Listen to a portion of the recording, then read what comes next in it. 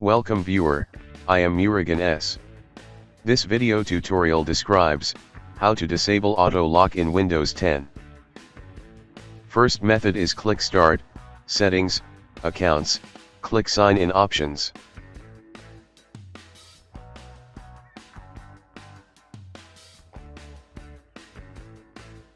Select Never under Require Sign In. Click Lock Screen.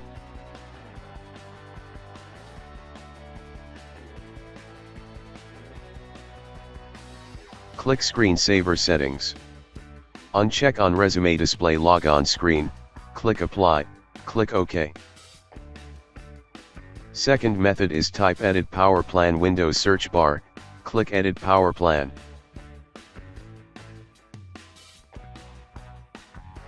Click Power Options. Click Choose what the power button does, click Change settings that are currently unavailable. Uncheck Lock, click Save Changes.